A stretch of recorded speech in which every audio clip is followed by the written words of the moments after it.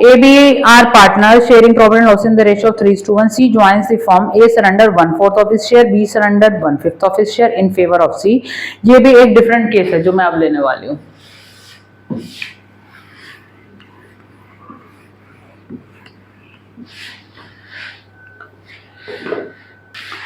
चलें जी next case. आपका old profit sharing ratio है 2:1। दिस इज ओल्ड ए और बी के केस में, ठीक है, डिफरेंट है केस, पहले बता रही हूँ, डिफिकल्ट भी है ये। C joins and A surrender 1/4 of his share, B 1/5, 1/4 and 1/5, ठीक है। अब देखिए इसमें ना क्या क्या कौन सरेंडर कर रहा है वो गिवन है। A surrender 1/4 of his share, of मतलब उसका शेयर कितना था 2/3, तो आगे आपका 2/12, इसको 1/6 में लिख सकते हैं, ठीक है।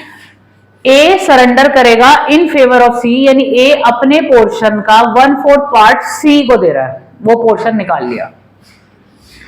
बी सरेंडर, बी कर रहा है 1/5 ऑफ हिज शेयर, उसका शेयर था 1/3, तो 1/15 आ गया, ठीक है।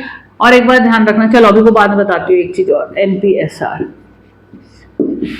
ओरिजिनल शेयर था 2/3, इसमें से 1/6 पोर्शन सरेंडर हो गया, ध्यान से देखिए, ठीक है। ये केस ए। केस बी में ओरिजिनल शेयर था 1/3, जिसमें से 1/15 शेयर सरेंडर हो गया। 6 3 जा 18, 3 6 जा 6 2 जा 12, 6 3 जा ये आपका आ गया 15, 3 5 जा 15, तो यहाँ पर आपका जो शेयर आया वो आया 9/18, यहाँ पर आ गया आपका 4/50, ठीक है। अब सी के केस में क्या करना है, सी का गिवन नहीं है। देखो जी, ए सरेंडर कर रहा है, बी सरेंडर कर रहा है, ये 1/6 सरेंडर कर रहा है, ये 1/15 सरेंडर कर रहा है। इतना पोर्शन ही किसको दे रहे हैं, सी को दे रहे हैं, सी के फेवर में दे रहे हैं, तो सी को बेसिकली 1/6 और 1/15 पोर्शन मिल रहा है। 30 6 5 जा 15 के टेबल में 32 पे, तो आपका आ गया 7/30।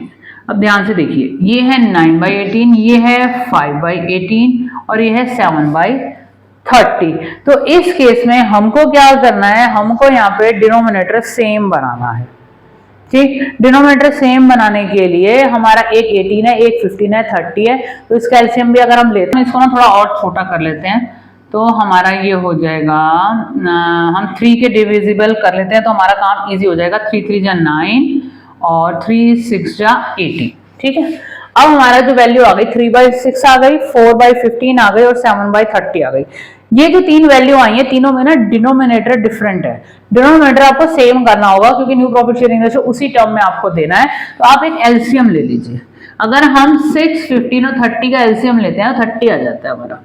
अब 6 के टेबल में 30 कब आता है, 6 5 जा 30, 5 3 जा 15। 15 के टेबल में 30 कब आया, 2 पे, 4 2 जा 8। 30 के टेबल में 30 कब आया, 1 पे, 7।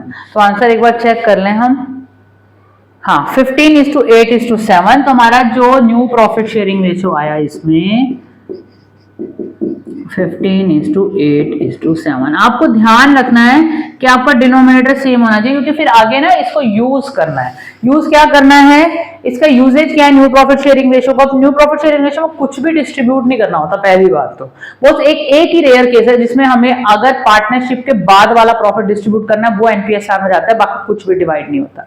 एनपीएसआर का यूजेज क्या है, हमें सैक्रिफाइसिंग और गेनिंग रेशियो निकालना पड़ता है। वो हमें एडमिशन में भी, रिटायरमेंट में भी, डेथ में भी निकालना है, ठीक है। पीएसआर में भी निकालना पड़ता है, तब हमें न्यू की जरूरत पड़ती है। और उस न्यू के बेसिस पे गुडविल की एंट्रीज होती हैं जो मेजरली गलत हो जाती है और गुडविल का अलग से भी क्वेश्चन आता है। तो मतलब ये जो कैलकुलेशन मैंने अभी आपको सिखाई है 4 to 5 केसेस में कवर होंगी। काम की चीज है, करके जाइएगा। ऑल द बेस्ट और लाइक शेयर सब्सक्राइब।